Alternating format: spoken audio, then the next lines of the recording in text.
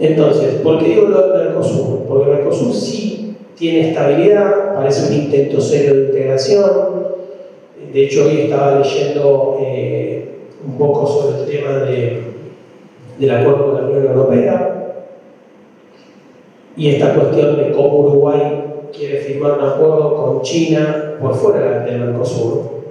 Y no puede, porque en realidad tendríamos que modificar nosotros el reglamento interno del Mercosur para que cualquier actor que es parte del Mercosur quiera firmar un acuerdo bilateral con otro actor. No puede hacerlo. Y de hecho, el 15 era una reunión muy importante, aparentemente en Brasil, donde supuestamente se avanzaría sobre el acuerdo de libre comercio con la Unión Europea, por esta cuestión de los estándares medioambientales. Hay que tener cuidado que esto no sea una manera de ir corriéndonos la línea para instaurar políticas proteccionistas y de alguna manera un acuerdo que nunca llega, ¿no? Porque parece que siempre nos están corriendo un poco, cuando estamos por llegar, nos van corriendo un poquitito la línea, ¿no? Y hay que ver también cómo nos afecta, porque en el proceso de integración, la idea es que, como decía, hoy leía que decía en una nota muy interesante del Diario del País, todos los estados se benefician de la cooperación. Lo cierto es que la cooperación siempre los más grandes se benefician más que los chicos. Los chicos buscan, por ahí más que los grandes, negociar en bloque y estar en bloque porque tienen mayor capacidad que haciendo de forma autónoma por fuera del bloque. Pero lo cierto es que, digamos, los recursos son escasos, no hay recursos para todos y así tampoco los beneficios son iguales para todos.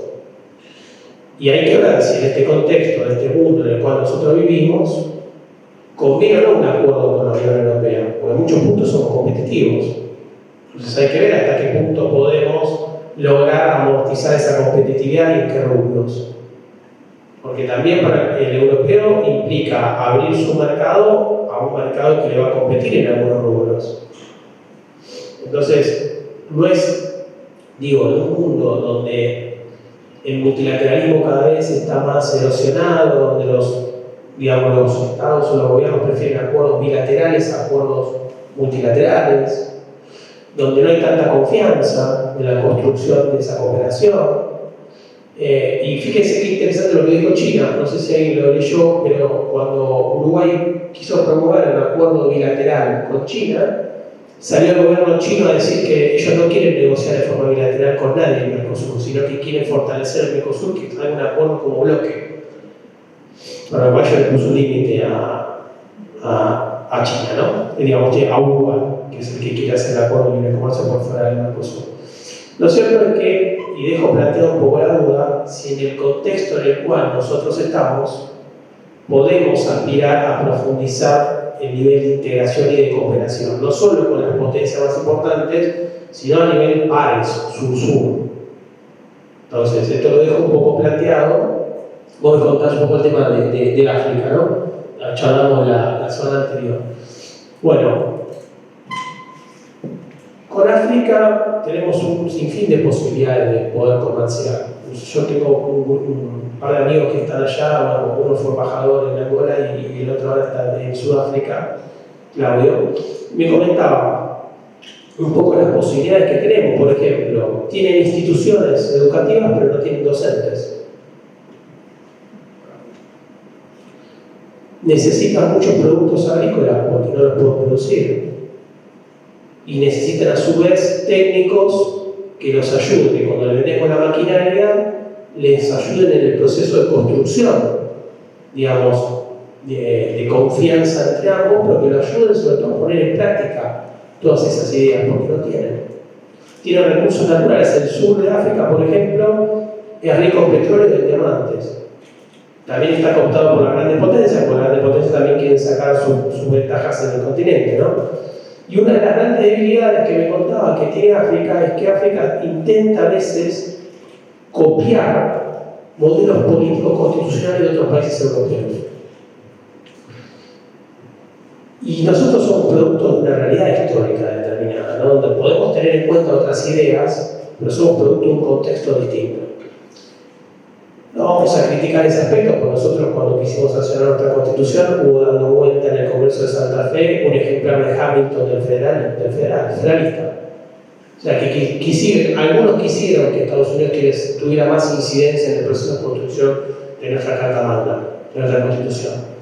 Pero ahí en ese debate decidimos que fuera nuestra propia historia la que nos dé el destino que quisiéramos tener. Y ahí aparece la Alberdi, donde Alberdi buscase una síntesis entre lo que eran los unitarios, los federales, las diferentes experiencias que nosotros hemos tenido históricamente antes de la sanción de la Constitución. Entonces, lo que él les decía, lo que esta gente me comentaba, es que a veces ellos tienen mucho a copiar, digamos, esas constituciones que poco se adaptan a la realidad que tienen los países africanos, que es abundante en recursos, pero que no tienen gran capacidad de autonomía, que están en gran parte cooptados por las grandes potencias. Esto tampoco es nuevo. Acuérdense que el inicio de la Primera Guerra Mundial es parte del colonialismo en África. Es decir, la causa formal fue la muerte del archiduque austrohúngaro, pero la causa material, si ustedes quieren, perdón, formal, esa la material fue esa. La formal era el colonialismo, fue la lucha de las potencias para buscar espacios en África y en otros lugares. Amén de que seguimos teniendo. Ya estaba todo repartido. Estaba todo repartido y Alemania estaba fuera. Y Alemania estaba fuera de esa repartición, no tenía. Y de hecho, hoy todavía hay territorios que no han sido descolonizados. Nosotros tenemos un problema, uno de ellos es Malvinas. Entonces, digamos, el mundo no sé si cambió tanto y miramos en comparación con los últimos 100 años.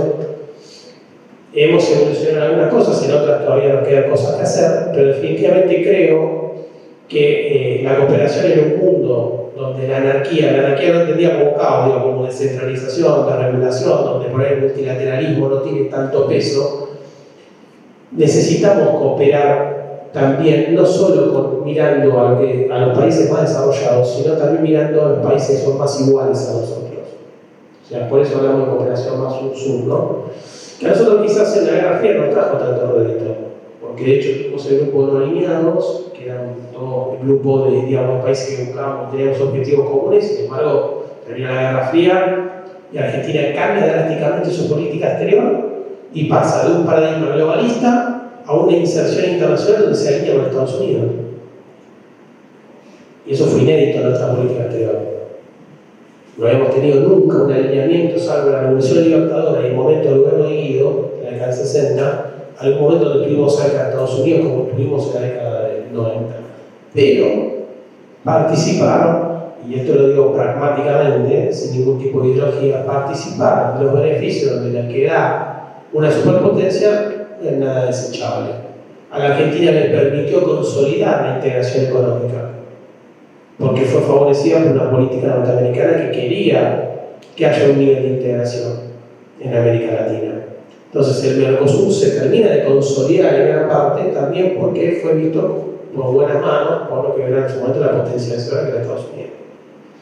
No digo que hay que tener un plegamiento, digo, tenemos que tener una política exterior inteligente. Yo ya se lo dije en la clase, la semana anterior, inteligente. Tenemos que hablarnos con todos, no tenemos que negarnos con nadie. Miren que hoy el mundo es China y Estados Unidos. ¿Y quién dijo que China y Estados Unidos? Si puede ser China y Estados Unidos. ¿Por qué restó? A mí lo que me transforma más es sumar. Entonces puede ser China, puede ser Estados Unidos, puede ser India también. Entonces digamos, en la ecuación no hay que restar, no es uno en detrimento del otro. Es uno más otro. El tema es lo que comentaba la semana pasada. Por ejemplo, con el tema de los BRICS. ¿Por qué estamos en los BRICS? ¿Qué queremos estar ahí? O sea, ¿por qué? ¿Qué nos llevó a estar ahí? ¿Y qué queremos tener ahí?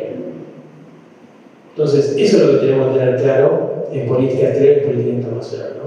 Sí, bueno, yo, si querés, Juan Carlos, lo dejo acá para abrir el espacio de preguntas y que podamos interactuar. Antes de las preguntas, yo decía lo de Sudáfrica, lo de África. El micrófono.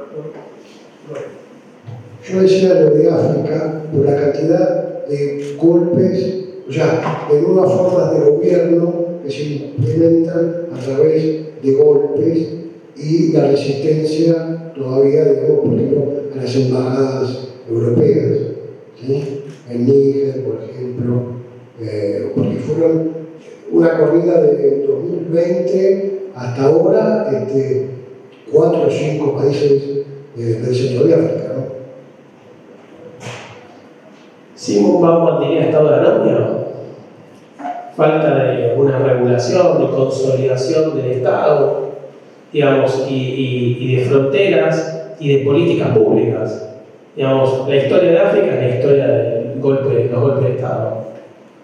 Y es un continente muy endeble y muy permeable por parte de las grandes potencias para hacer sus juegos políticos en la región. Entonces, muchas veces hay algunos que piensan que están mejor salvaguardados sus intereses con un gobierno militar y con un gobierno democrático. Entonces, apoyan un gobierno militar. ¿Por qué? Porque ya tienen negociados ciertas cuestiones. Ahora, es un continente que, en comparación con otros, todavía estamos en lugares donde la democracia no ha entrado plenamente, en donde todavía tienen recursos y no puede hacer un usufructo 100% de esos recursos, y donde todavía institucionalmente miran a otros países en vez de mirar su experiencia histórica con respecto a la configuración de un sistema político y constitucional, ¿no? Entonces yo creo que África es de todos los continentes debe ser el más vulnerable, inclusive es más vulnerable que América Latina, si ustedes quieren. Pero tiene recursos para salir adelante. Tiene recursos y tiene capacidades. Lo que pasa es que vive momentos, desde hace, como dijiste vos, 2 o 3 años, donde hubo una consecución de golpes militares, donde la democracia se ve interrumpida. Bueno, ahora ya empezamos.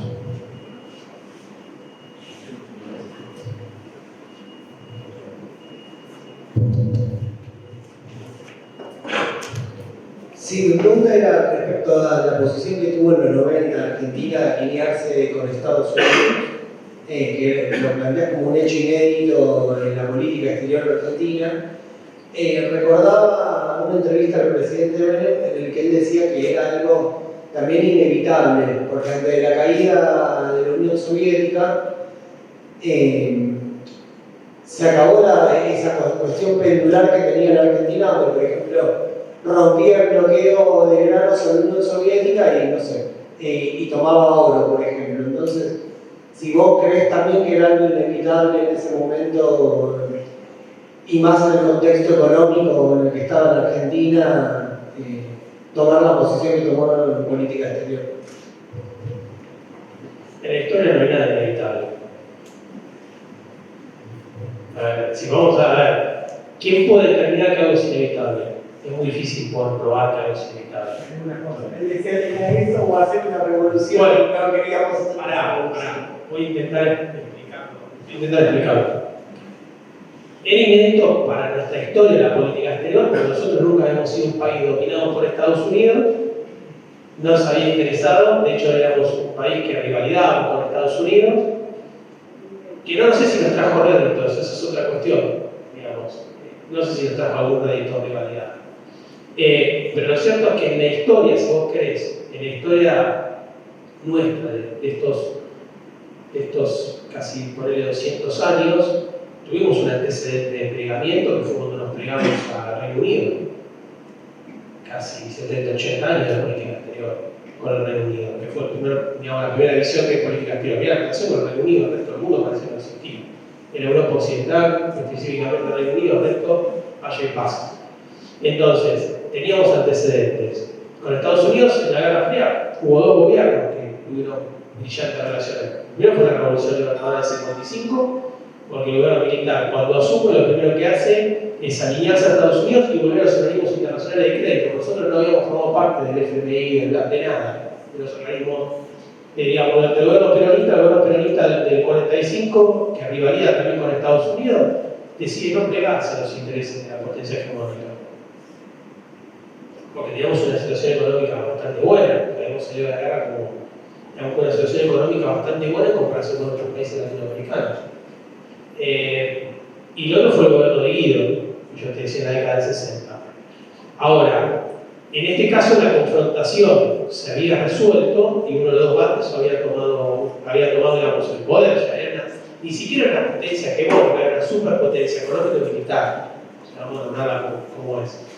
Y la dirigencia política argentina en aquel momento decide tomar la decisión de cambiar el juego político que no había traído tantos réditos a nosotros en la Guerra Fría previamente y decide alinearse con Estados Unidos. Eso se llama, lo van a encontrar por ahí si lo leen en algún libro que lo lean, lo van a encontrar como backbone. Backbone es cuando yo me alío al más fuerte, no me alío al más débil. Un equilibrio de poder, en general, el poder funciona cuando vos, que sos débil, te alías con los débiles para equilibrar al más fuerte. Acá no haces backbone, acá no haces equilibrio de poder, haces backbone, yo me alío con el que ya gana. Y eso le trajo ciertos réditos a la Argentina. Pero también le trajo otros inconvenientes, porque era plegarse al orden económico internacional y era plegarse a la desregulación y descentralización de la economía, era privatizar. Y era un tipo de cambio fijo que trajo sus virtudes en el corto plazo para salir de un proceso hiperinflacionario. Luego, cuando querías adoptar un tipo de cambio fijo, a los 4 o 5 años tenés que salir. Porque no pasa lo que nos pasó a nosotros en la década del 90. Entonces hay que dejar una flotación sucia, que es cuando hay un libre juego entre la oferta y la demanda. Entonces no puedes tener durante mucho tiempo un tipo de cambio fijo. Estaba suponiendo que tu economía era igualmente competitiva de la economía norteamericana, que es $1, y eso no era así. Y además, cuando ya hay la convertibilidad de una ley, por eso vuelve de nuevo. Pero, yendo a este punto, si vos querés, tiene algo bueno y tiene algo malo. Lo bueno es que la dirigencia política hizo un análisis, tomó conciencia de que estar en la vereda del frente no se había traído muchos réditos. Y lo malo es que se aceptaron las reglas del juego. Cuando yo me pliego, acepto las reglas del juego. Entonces acepté las reglas del juego por completo. Aunque hay que ser honestos y hay que pensar que Argentina en este momento hay un plegamiento a Estados Unidos hasta el 95-96, pero después Argentina, cuando ya no llega el proceso de dolarización, que se acuerdan que en aquel momento Argentina quería dolarizarse y estaba buscando ese proyecto, Argentina termina plegándose más al Mercosur y a Brasil. Así que hay un giro en la política exterior. Y Estados Unidos ahí comienza a desarrollar más en profundidad lo que ustedes conocen como el regionalismo. Es decir, había firmado, estaba por firmar el acuerdo de libre comercio con Canadá, venía negociando con México los acuerdos.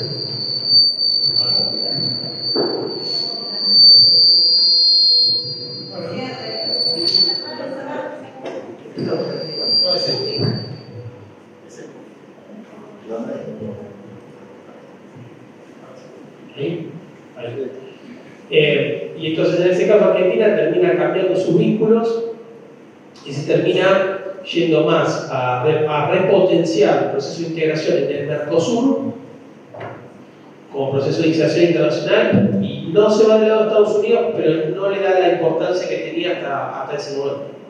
Seguimos teniendo buenas relaciones con el Reino Unido, ¿no? Y también con el Reino Unido y con Estados Unidos, con los dos. De hecho, el otro error que se comete en política exterior grave fue lo que yo les comenté en la década del 90, cuando Argentina decide poner en la misma mesa los Clintons. O sea, en la mesa estaban los británicos, los argentinos y los Clintons. Fue uno de los errores más graves de política exterior que hemos tenido nosotros en la década del 90. Digamos, por eso, cosas buenas, cosas malas. No sé si contesté tu. Perdón, y algo que me olvidaba. Ahí voy, Susana. Ahí andaba dando vuelta en esa época un libro muy interesante que había escrito Carlos Escudero, que era el realismo de los estados débiles, el realismo periférico, que es gran parte de la política exterior que aplica Argentina durante la década del 90, que no era la autonomía que pensaba Puig en la década del 70, sino que era una autonomía más utilitarista. ¿Qué digo esto? Escudero pensaba que uno tenía que estar cerca de las potencias, porque en algún momento los réditos que nos iba a dar estar cerca de ellos nos iba a permitir desarrollarnos. Esa era, digamos, la ideología del realismo. Por eso, digamos, se aplica un poco en la década del 90 ese libro que de Carlos es interesante, es muy bueno, que no era la autonomía de Puig, porque la autonomía de Puig era una autonomía buscada más desde el punto de vista de lograr la integración y que esa integración nos dé la autonomía que necesitamos para desarrollarnos. Un concepto de autonomía distinto.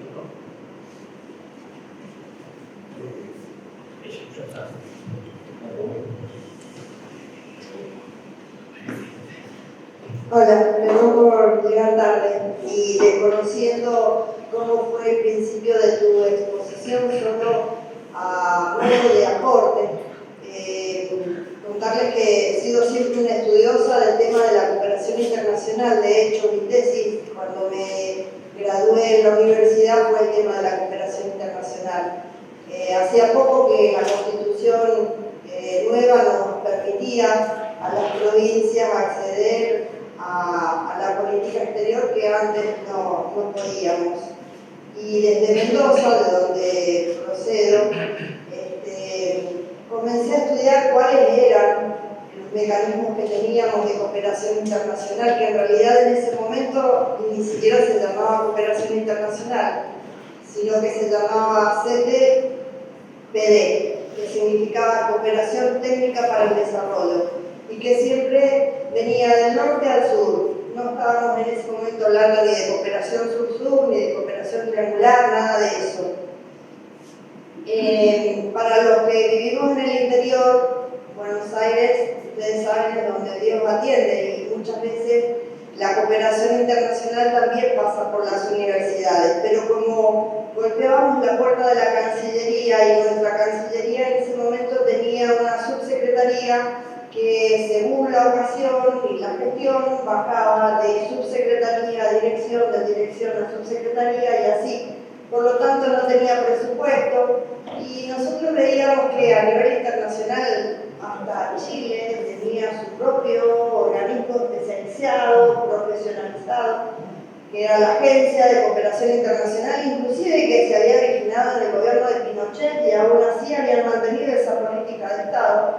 ABC, en el caso de la Agencia Brasilera de Cooperación, digo, todos los países desarrollados y obviamente en vías de desarrollo tenían su propio organismo especializado y profesionalizado para canalizar los recursos de la cooperación internacional. Con el tiempo se me dio la oportunidad de llegar al Congreso, y entonces dije, acá está mi oportunidad de proponerle al país la construcción o la formación de una agencia de cooperación internacional para que puedan canalizarse todos los fondos de la cooperación internacional. Ya en ese momento existía el FOA, que era el Fondo Argentino de Cooperación Horizontal, es decir, ya estábamos un poco más cerca, se manejaban recursos de países de un igual desarrollo hacia otro, pero claro, cuando yo llegué, quise hacer las cosas de una manera que creo que deberían hacerse, de una manera democrática. ¿Qué significaba? Lograr consensos, y entonces quise sentarme con la Cancillería a proponerle lo que podía significar para el país la creación de una agencia. Y obviamente que Cancillería, con todos sus resquemores, y al Poder Legislativo siempre como que ha habido una mala relación a grandes rasgos, no le pareció nada simpático la propuesta de un proyecto de ley que crease un organismo que fuera dentro de la Cancillería. Así que, por más que busqué los consensos, inclusive en gestiones posteriores se representó el proyecto, y aún hoy carecemos de una agencia, carecemos de un organismo especializado, profesionalizado, donde podría federalizarse los recursos, donde de alguna manera, y por mucho tiempo, Argentina fue vedada para recibir cooperación porque nos calificaban por el ingreso per cápita, y nuestro ingreso per cápita era a veces alto, pero no significaba que no necesitáramos y quisiéramos acceder al recurso. Bueno, en síntesis eso, el aporte de que se trabajó el tema de cooperación internacional, inclusive en el Congreso, y con muy malos resultados. Se escucha, sí. En general siempre hay rispideces entre el Poder Ejecutivo y el Poder Legislativo, más en un sistema presidencial, porque la construcción de la política exterior, la planificación y la ejecución la tiene el Ejecutivo, no la tiene el Legislativo. Entonces el Ejecutivo propone un punto como el que vos proponés, es quitar la autonomía en el manejo de cierta política exterior al Poder Ejecutivo. ¿Por qué? Porque ahí podría ir un funcionario que podría ser lo querido, podría armarse un organismo que no sea de los intereses que tiene la Cancillería. Lo cierto es que, en general, en los sistemas presidenciales, la política exterior la maneja el Ejecutivo. Pero nosotros podríamos hacer algo desde el Legislativo porque nosotros el legislativo, la diplomacia parlamentaria, tiene varios organismos, varios actores, y tiene, que te digo más, podría hasta potenciarse la cuestión de la cooperación si se logra un consenso en el Congreso sobre el tema de política exterior. ¿Por qué? Porque el Congreso es multisectorial, es plural. Entonces, si yo lograra sentarme con los diferentes referentes de los partidos y estuviéramos todos de acuerdo, podríamos agarrar una fuerza entre todos para diseñar por lo menos un elemento de cooperación parlamentario que tuviera cierto impulso. Lo que pasa es que en un sistema donde está centralizado la política exterior del Ejecutivo, tu rango de autonomía, en el caso nuestro legislativo, es muy bajo. Nosotros no podemos realizar ningún tipo de acción sin consultar al Poder Ejecutivo. Por eso está, por ejemplo, ustedes lo habrán visto en el organigrama, está dentro de la Comisión de Relaciones Exteriores la unidad de enlace. La unidad de enlace la conecta a la Comisión con la Cancillería. Entonces no puede haber ahí ninguna posibilidad de que el Ejecutivo, el Legislativo tenga una autonomía sin consultar a nadie. Ahora, nosotros podríamos dar vuelta a ese esquema y podríamos actuar más activamente en política exterior desde el Congreso e interactuar de otra manera con el Ejecutivo.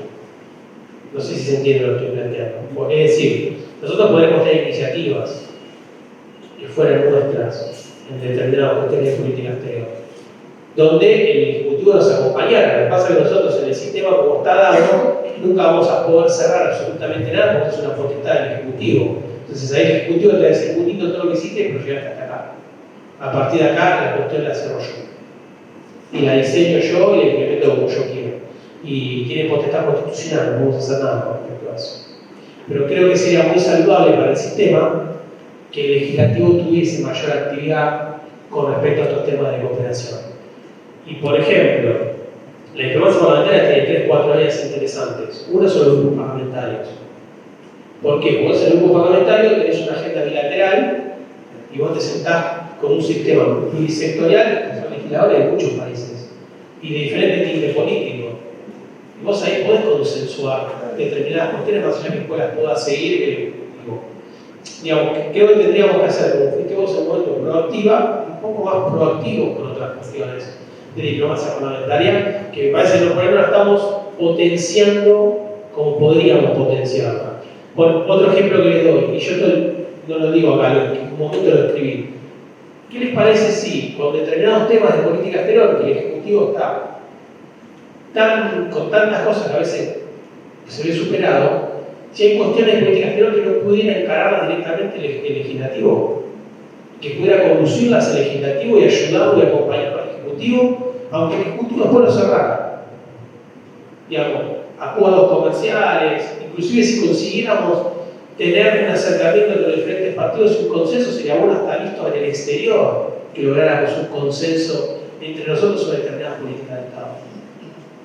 Pero bueno, lamentablemente el Ejecutivo es el que maneja la política exterior y el Legislativo está circunscrito al artículo 75, inciso 22 y 24. Sí, yo quería tocar otro ejemplo, que es el sistema italiano. El sistema italiano, y por esas, siempre hay un argentino, hay muchos diputados en el extranjero y de hecho una gran cantidad de votaciones como tiene España, como tienen otros países, tienen diputados que viven en el extranjero y después los diputados del exterior van al Parlamento italiano a contar cuáles son las necesidades de los ciudadanos italianos que viven en otros países. Obviamente Argentina es muy importante en esta votación, pero ellos tienen un sistema por el cual Italia tiene 4 vicecancillerías y una de las vicecancillerías es ocupado por un diputado. Y en este caso, hasta hace muy poco, le tocó a un diputado del exterior nacido en Argentina ser vicecanciller de Italia. Entonces, la relación entre el Poder Ejecutivo y la diplomacia parlamentaria se dinamiza. No queda en este tema y esta lucha que tuvo usted en cuidar el voto, ¿no? Sino que se logra mayor integración y, si se quiere, mayor fluidez en poder conseguir los acuerdos internacionales en el Congreso, una diplomacia parlamentaria activa, una visión y participación de integración con otros países del mundo. Nada más que quería contar cómo Italia, siendo un país presidencialista, pudo encontrar una forma institucional de unir, si se quiere, en algún punto, la diplomacia parlamentaria con la diplomacia ejecutiva. Gracias. Gracias, Marcelo. Yo te agrego algo. Considero que por ahí, en el mundo que vivimos, todos los actores tienen que potestades tienen que participar de las políticas exteriores. Entonces, si nosotros en nuestra Constitución sostenemos que el Ejecutivo es el que planifica y ejecuta, el Legislativo puede cerrar acuerdos, digamos, sobre tratados internacionales y las provincias pueden firmar con potencias extranjeras por el artículo 124, podrían trabajar más implicadamente uno con otro. Entonces, me parece que el mundo que viene, que es un mundo más complejo, no puede no tener en cuenta lo subnacional y no puede tener en cuenta las demandas de las provincias como de los legisladores. Entonces, me parece que ahí tendríamos que buscar un mecanismo en donde, como vimos manifestar, que en un sistema parlamentario como el italiano haya una fuerte presencia del legislativo dentro de ese ejecutivo, que es el que conduce, digamos, un parlamentario tiene un ejecutivo. Pero es interesante, el tema es que hay muchas veces que se generan rispideces porque al Ejecutivo tampoco le gusta mucho que el Legislativo tenga cierta injerencia sobre cuestiones que le competen específicamente al Ejecutivo, y es así. Pero digamos, eso no quita que no podamos trabajar más cercanamente en otras cuestiones, que digamos, el punto que viene necesita que el Legislativo tenga una actitud más presente, porque de hecho en el Legislativo donde tenemos los disensos y donde conformar los consensos es más difícil muchas veces, y donde por ahí no estamos de acuerdo y donde tenemos que buscar al momento ceder un poco o alguien tiene que buscar ceder bajo una posición en común. Y si nos anquilosamos en posturas opuestas, el medio no lo encontramos, el gris no lo buscamos. Entonces me parece que podría ser un muy buen camino.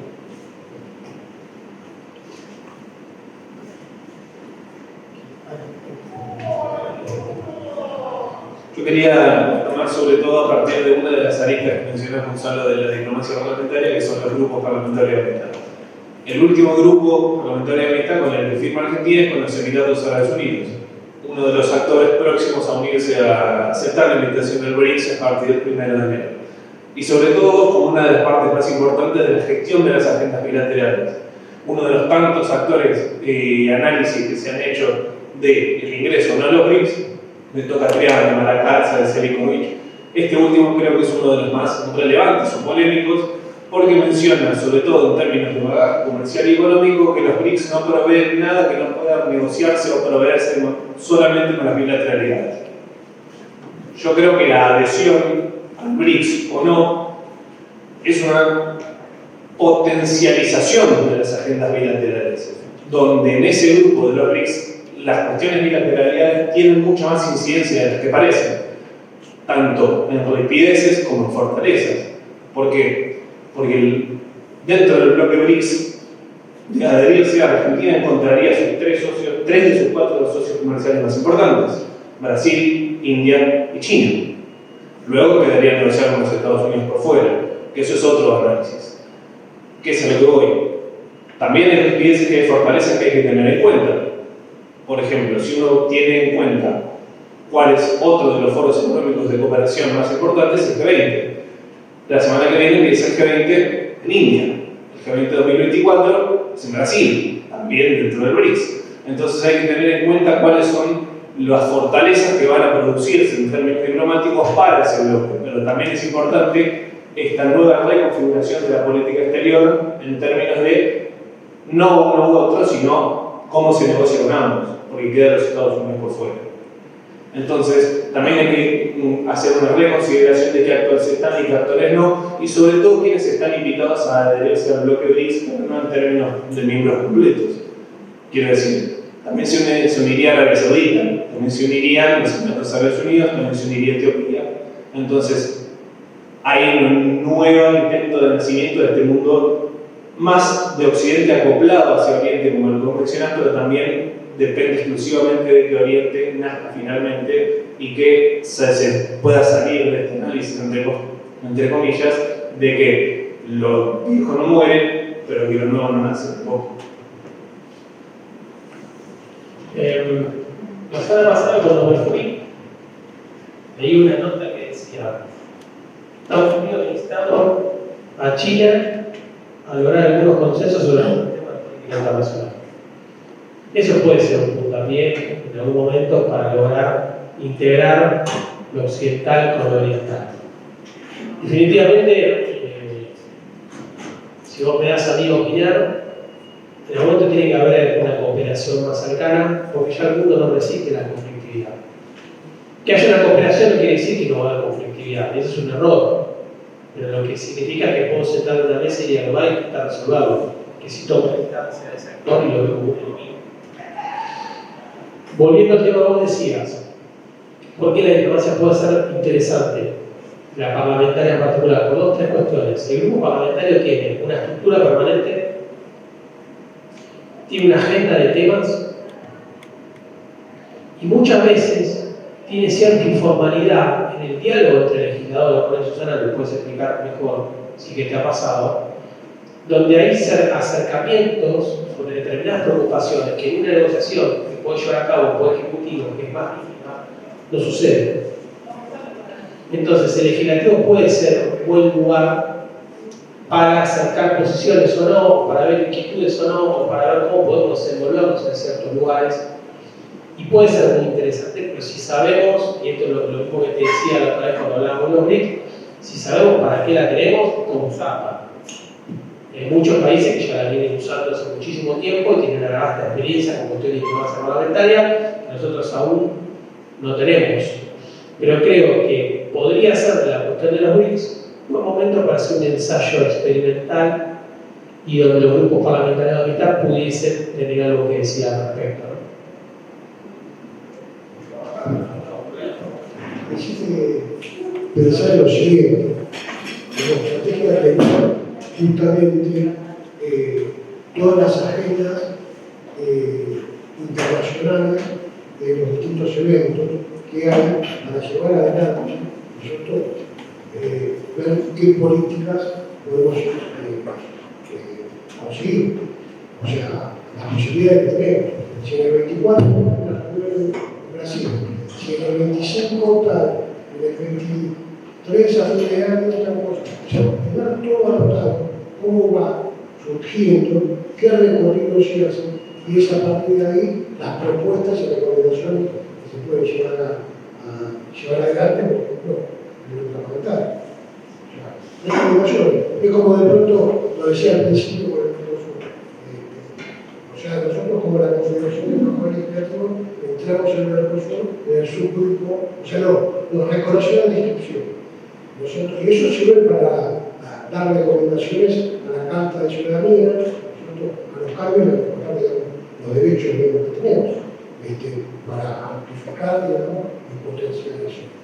Eso, digamos, en cuanto a la agenda en general, me parece que es importante, digamos, pero es un trabajo. Hay que hacerlo y circularlo, sobre todo.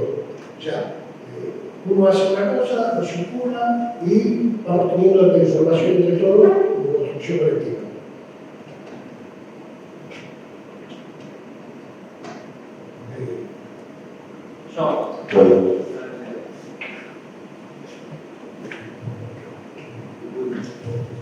Estaba pensando, ¿no?, que decía el tema de las alianzas con Estados Unidos en los 90 y que eso los BRICS, el nuevo mundo que viene.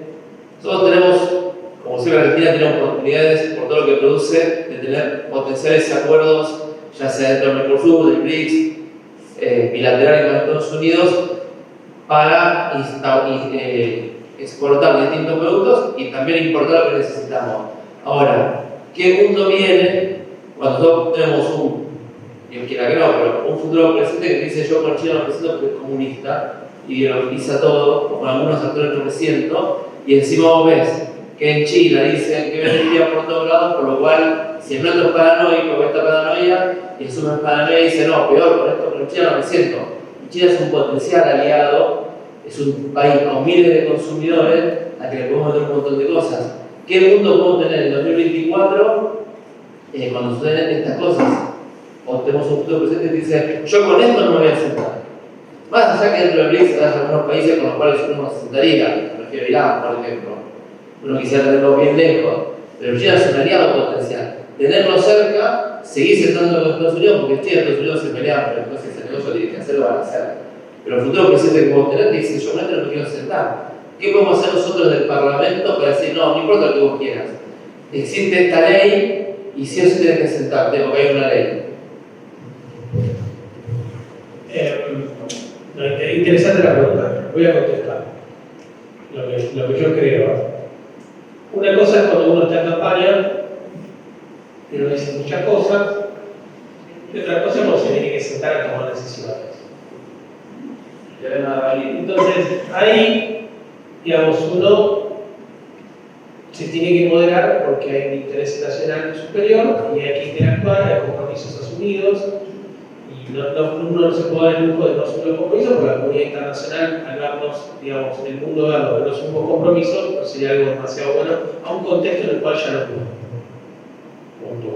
Entonces yo creo que la llegada al poder va a matizar mucha mirada que uno ahora tiene en la privacidad de confrontación, que se puede entender desde el punto de vista del proceso electoral. Bueno, cuando se llegue, se tendrá que topar. A ver, fue distinto, no quiero comparar, fue un caso distinto. Me acuerdo de una cuestión similar cuando fue Lula, cuando agarró la primera presidencia, donde estaba muy valentonado con muchas cuestiones, y cuando se tuvo que sentar después, vieron que salió Lula distinto.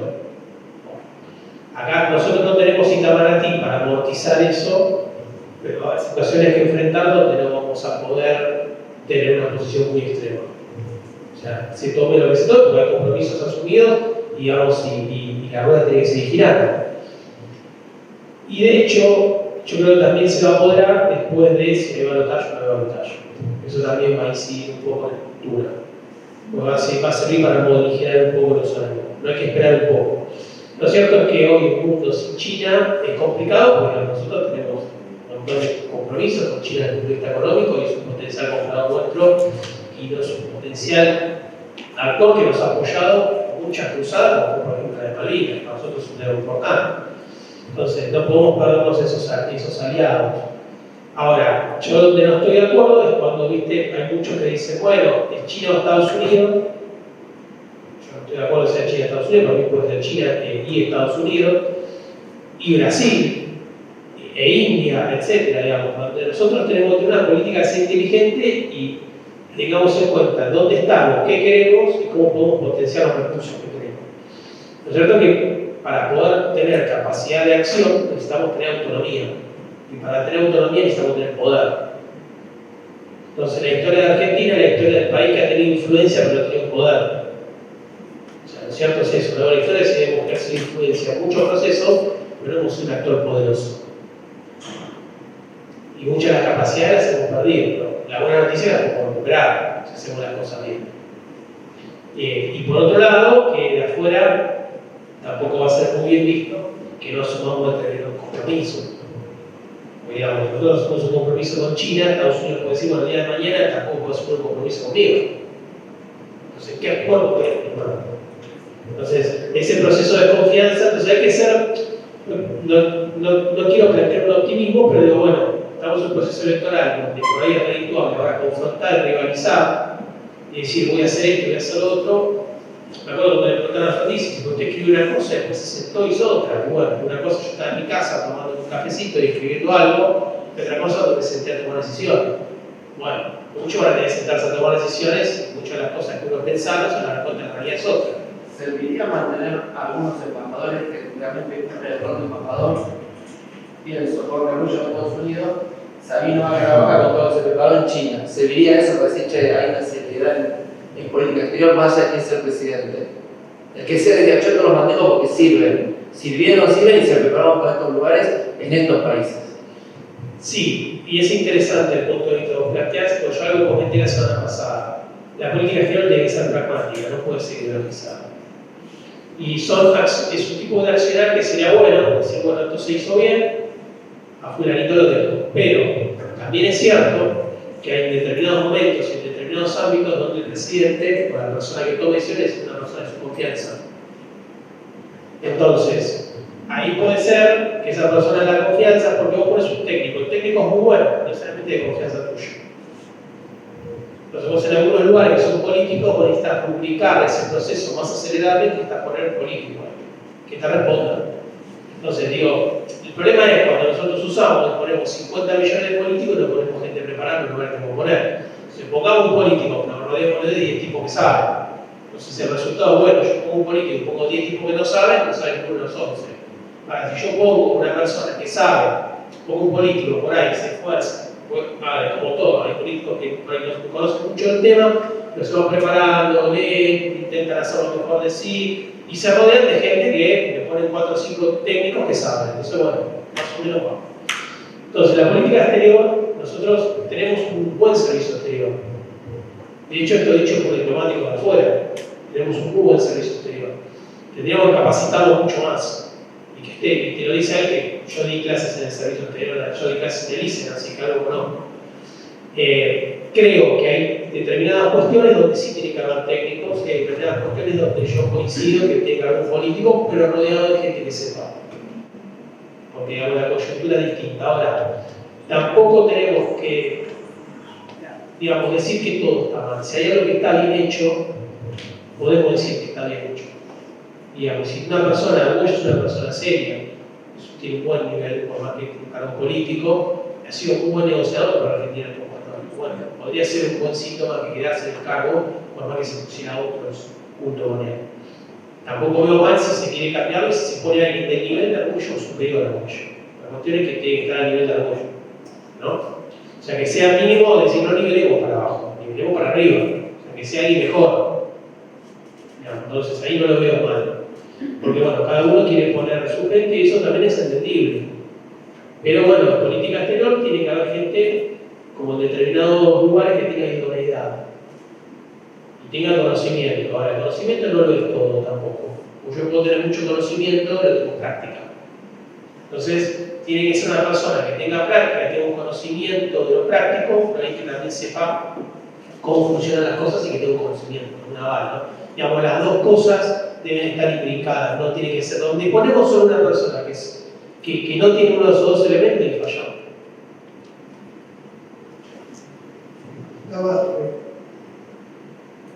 Me retrotraigo cuando hablaste de Angola, ¿no? Desde la diplomacia parlamentaria. Dijiste que Angola de pronto tenía un servicio de educación, pero le faltaban docentes, necesitaba alimentos y capacitación técnica. Bueno, esos 3 puntos. ¿Cómo de pronto colaborar, influenciar al Ejecutivo para que de pronto lleve los programas necesarios para esa colaboración con la Angola? ¿Vos qué estrategia tomarías? ¿Irías por el lado de la embajada? ¿Irías por el lado de parlamento a parlamento? ¿Las dos cosas? Interesante pregunta. No, la embajada tiene que ser la que conduce, definitivamente, porque es la institución en la cual está el embajador, la máxima autoridad de ese país, y tiene que hacerlo. Pero eso no implica que yo tenga una estrategia abarcativa, que incluya otros factores que pueden complementar esa acción. Punto 1. Punto 2. Tiene que ser un trabajo integral. Digamos, no puede ser, yo no puedo ir a vender un producto y no mandar la capacitación, y no mandar el servicio. Es un producto integral, como diríamos nosotros, llamado. O sea, es, te doy el producto, te doy la capacitación técnica y te doy la cercanía para poder y te doy la cercanía para que puedas desarrollarte. Entonces, digamos, es todo ese proceso. Nunca podría hacerlo sin una embajada. La embajada es crucial, pero, digamos, el legislativo, si tuviese un grupo parlamentario, podría colaborar. Digamos, podría colaborar y podría otorgar, podría haber un viaje donde haya legisladores de partidos políticos que asignen diferentes misiones, que complementen la tarea del Ejecutivo, que recorran, que vean qué posibilidades se pueden ofrecer, cómo podríamos implicarnos mucho más, etcétera, etcétera. Y eso implica una versión estratégica. implica una visión de mediano a largo plazo. Es decir, yo no solo te estoy vendiendo algo, te estoy vendiendo y te estoy acondicionando y complementando lo que te estoy vendiendo porque tengo una visión de mediano a largo plazo. De decir, yo no quiero venderte esto y acá se termina mi relación. Yo quiero tener una reciprocidad con vos en el tiempo. O sea, me quiero vincular con vos en el tiempo. Entonces tengo que plantear algo estratégico de mediano plazo. En mediano plazo tengo que hacer todo ese proceso de ayuda integral. Es interesante, sobre todo en un continente donde está tan devastado por la guerra civil, por la confrontación, por las últimas tomas del poder por parte de los militares, donde hay recursos, pero es muy difícil ponerlos en práctica en un lugar donde parece que hay una anomia en general, ¿no? Porque acá está, con la compañera Tamara, ayer estuvimos justamente hablando de Angola. Yo no hablé de Angola con él, y justamente decíamos como sindicato ir a mantener conversaciones con distintos embajadores y una era justamente con Angola. Fue ayer. Así que está en el aire. Entonces, estábamos pensando cómo de pronto preparar algo para tener ese acercamiento, ¿no? Y cómo avanzar, ¿no?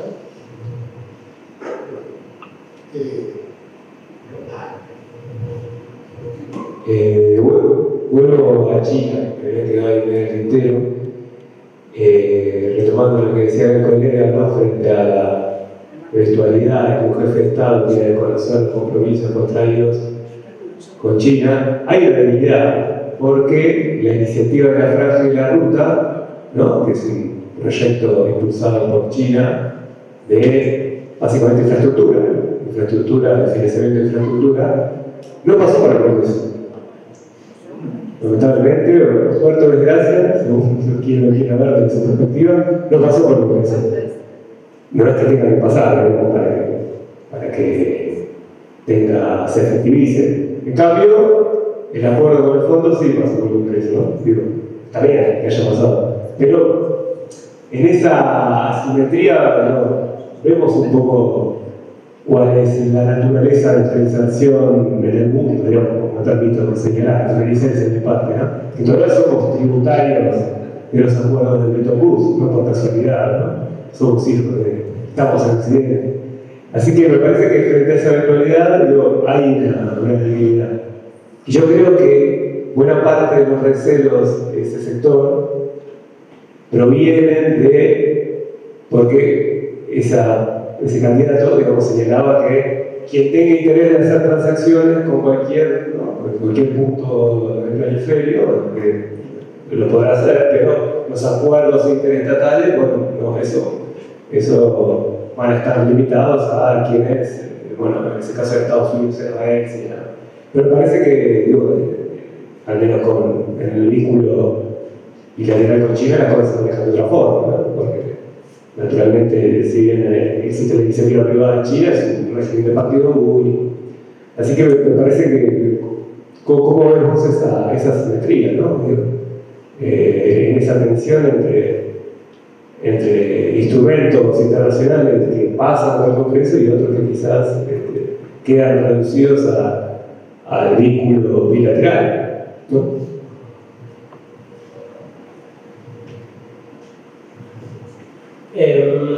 A ver, eso que vos decías, simetría, está dado por la forma que tenemos nosotros con el sistema político de vincularnos. Yo lo que creo es que igualmente por ahí se podría tener un debate parlamentario de estas cuestiones, aunque sea informalmente, que ayuden a encontrar determinados consensos que sí necesitamos para la política exterior y para evitar que en 4 años tengamos que volver a repensar ciertas cosas, haciéndonos bastante mal, digamos, que cada 4 años tenemos que pensar la política exterior y pensar también en largo plazo, ¿no? Entonces yo creo que por ahí, o se modifica, digamos, el sistema político para evitar esas asimetrías, o por ahí informalmente se podría trabajar de alguna manera en la comisión o en un grupo donde podríamos interactuar, digamos, cuestiones que por ahí no llegan a veces al Congreso y que sería importante que el Congreso por ahí se pronunciara o ver cuáles son los puntos de vista que manifiesta, dónde estarían los errores para los legisladores, etcétera, etcétera, en pos de construir un consenso que hable de una pluralidad representativa que nos ayude de alguna manera a tener una visión más clara de política exterior que no sea solo la conducción del Ejecutivo. Digo, más allá de que pueda equivocarse o no, lamentablemente en el sistema que estamos, la concentración del Ejecutivo es la mayoría de la conducción de la política exterior. E inclusive un montón de acuerdos que lo más probable es que sean secretos y ninguno lo sepa. Entonces, digo, para mí y para mi forma de verlo, creo que una política exterior en donde sumos jugadores que tengan un conocimiento más cercano y donde puedan construir consensos, inclusive hasta sería bien visto en el exterior.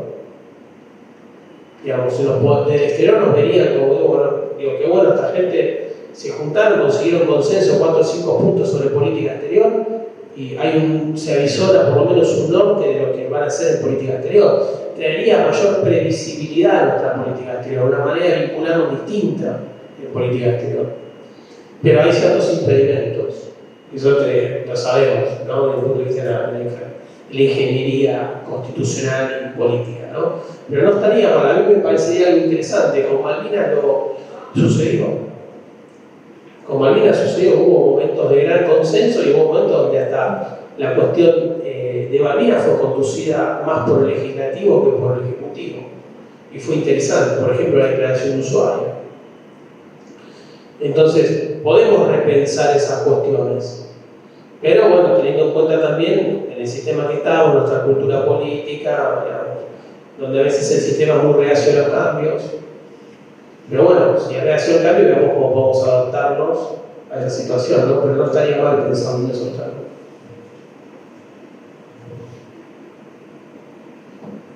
¿Alguien más quiere?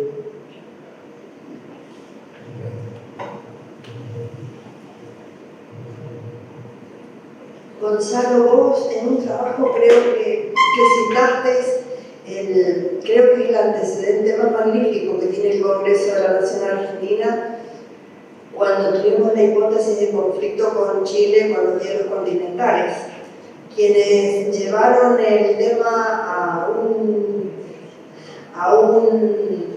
arbitraje, diríamos, y que luego el Papa Juan Pablo II fue el que intervino, fue el Congreso de la Nación Argentina. De hecho, dentro de la diplomacia parlamentaria que mencionas, exclusivamente hay una comisión que es la Comisión Bicameral Argentino-Chilena, que es una de las comisiones bicamerales que surge de una ley, y esa ley surge a partir de esta hipótesis de conflicto del arbitrio o de la intervención papal.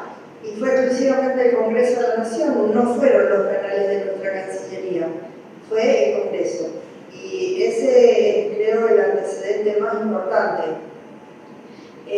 Lo que yo planteé respecto de la cooperación internacional tengo que aclararlo. A mí me parece que hoy son tiempos totalmente distintos y son otras las posibilidades. Hoy la diplomacia parlamentaria es un hecho. Cuando yo comencé con el tema de la cooperación internacional y cuando planteé el tema de la diplomacia parlamentaria en la Cámara de Diputados de la Nación, era algo inminente, estaba recién surgiendo. Hoy no podés desconocer, el Parlamento latinoamericano es un escenario que antes era totalmente desmerecido o minimizada su actuación. Y hoy, sin embargo, lo mencionaban, lean, saben perfectamente, el etiquetado frontal es un resultado que se aprobó dentro del Parlamento latinoamericano. Sin embargo, cuando se habla de esa ley que se aplicó en la Argentina, se le da los laureles o la atribución al legislador o al grupo que lo presentó. Bueno, Eurolat es otro sistema, digo, en donde los parlamentos seccionales, diríamos, se sientan en una misma mesa con el Parlamento de la Unión Europea y surgen directivas, y esas directivas las podemos aplicar o no. A mí me tocó llevar la voz cuando la directiva del retorno, que significaba que los europeos no querían que nosotros migráramos hacia allá, pero nosotros somos hijos, digo, nosotros cruzamos el charquito y cada uno de nosotros es hijo de un español, de un italiano, de un turco, como quieran llamarle, digo, somos hijos, somos una sociedad producto de eso. Bueno, son distintos ámbitos y bueno, el Parlamento del Mercosur, que está, que funciona, que no funciona, que algo hablábamos en la charla anterior, los grupos de amistad, que también los grupos de amistad muchas veces son, no sé si la palabra es subestimados, pero sin embargo cada vez va tomando un poquito más de importancia. Digo, hay espacios en los cuales la diplomacia puede ir avanzando. Creo que este es un país que tiene todavía mucho que trabajar su política exterior. Yo me acuerdo que a veces miraba con recelo a Chile porque en Bruselas encontrabas en una góndola de un supermercado un vino chileno y no un vino argentino, por no decir mendocino. Pero eso tiene que ver con todo un trabajo de política exterior, con cómo se conduce cada una de las embajadas, que tengan alguna directiva, cómo vas a insertar internacionalmente al país, qué vas a querer atraer para invertir, cómo vas a manejar el turismo, las inversiones, las exportaciones. Digo, son todas cosas que se tienen que trabajar y se pueden ir aportando desde los distintos espacios. ¿Por qué no este puede ser un espacio? ¿Por qué a los legisladores no se les puede realizar un aporte, una sugerencia para que sean espacios donde puedan tratarse el tema? Hoy, repito, para mí, si bien vos decís que la política exterior es definida según la Constitución por el Poder Ejecutivo Nacional, perfectamente, pero los parlamentos aquí y en todo el mundo ya tienen sus mecanismos trazados, sus contactos, sus vías, sus acuerdos, y la verdad que se logran cosas muy importantes.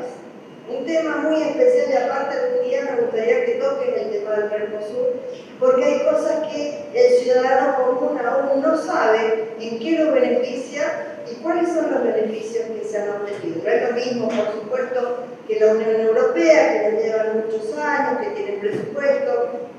Yo recuerdo ir a reuniones del Parlamento del Mercosur en Montevideo y no poder disponer de una impresora para imprimir un informe, porque no teníamos. Y ver a los brasileños que les bajaban directivas directas de Itamaraty, y nosotros que teníamos algunos de nuestros colegas que por las oposiciones que tenemos acá en el país, pero cuando salimos afuera tenemos que ser uno, se levantaban y se iban y no apoyaban cuestiones y resoluciones o proyectos propios nuestros. Digo, creo que hemos avanzado un montón y vamos en ese camino, pero podemos aprovechar los espacios para realizar aportes de toda naturaleza.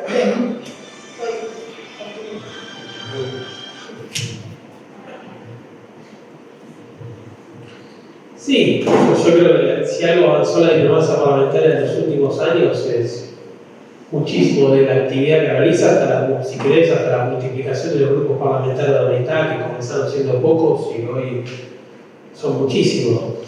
Yo eso digamos, en ningún momento lo cuestioné, me parece que es interesante. El tema es cómo potenciarlo, el tema es cómo lo podemos mejorar y cómo podemos trabajar más con el Ejecutivo. Me parece que ahí está la clave un poco de esta cuestión. Y trabajarlo estratégicamente, por ahí lo que digo es ciertos temas que el legislativo podría abordar antes del Ejecutivo, en una instancia previa, como para ver cuáles son las intenciones que tiene el otro actor, que propone, etcétera, etcétera, y luego que lo abordara el Ejecutivo. Bueno, hay muchas instancias. No, lo que vos comentás de Chile es que hubo un caso que sentó jurisprudencia en la década del 90, que fue la cuestión del Monte Fisor. Entonces, cuando se firma el acuerdo con Chile, entra el proyecto por el poder legislativo por diputados, pero en el proyecto del Monte Fisor había una zona donde prácticamente se la quedaba entera Chile. Entonces, el tema es que el proyecto se filtra a la opinión pública.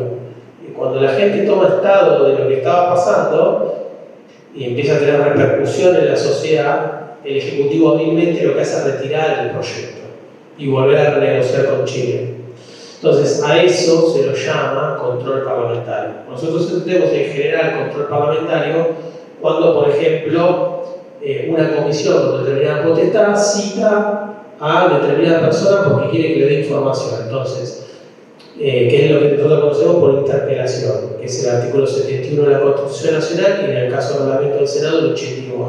Entonces yo ahí digo, bueno, quiero que el canciller venga determinado subsecretario que me explique qué está pasando con este tema. Y eso en general se hace. Pero también el control parlamentario se lo llama a la instancia en donde la comisión revisa los proyectos y en el caso de que se esté de acuerdo o no, se puede devolver el proyecto. Entonces, ese fue un caso de antecedente de diplomacia parlamentaria porque tenía que ver con el tema de política internacional y donde el legislativo devolvió un proyecto donde toma Estado público que Argentina quedaba con menos porción del territorio con respecto a Chile, ¿no?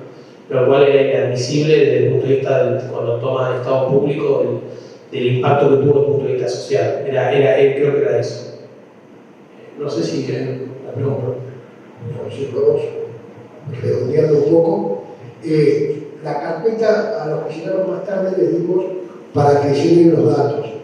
El tema de los datos es para ver cuál es el interés de algunos temas a tratar en las próximas organizaciones que hagamos y la Secretaría va a hacer un newsletter donde va a haber, por eso el mail, vamos a trabajar con los mails y con un mailing de las dos comisiones de Relaciones Exteriores de ambas cámaras, más los agregamos que van a ser ustedes, digamos, si no están en las comisiones ahí trabajando.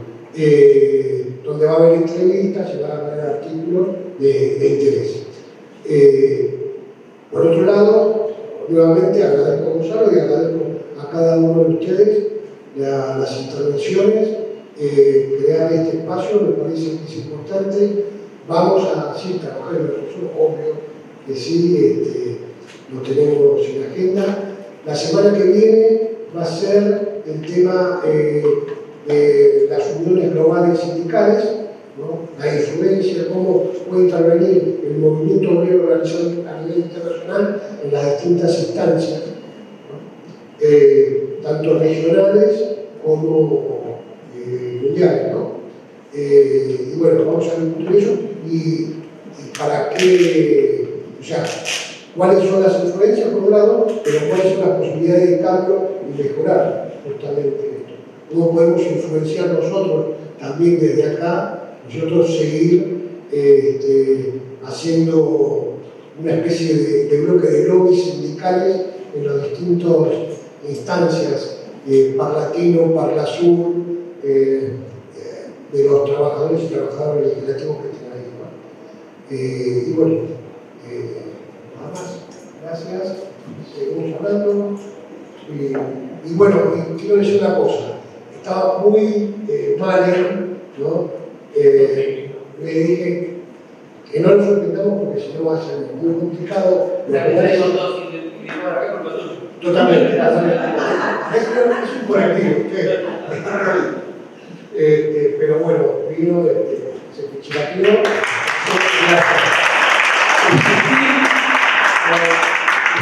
Subsistir por la medicación vía oral y por el inyectable. La verdad que el inyectable me terminó de resucitar un poco. Estaba complicado, pero dije, bueno, nada, aparte se armó un buen grupo y la verdad que era un lindo lugar como Zapete y la verdad que no quería faltar, pero bueno, hasta ayer estaba en duda porque la verdad que ni de suplente estaba.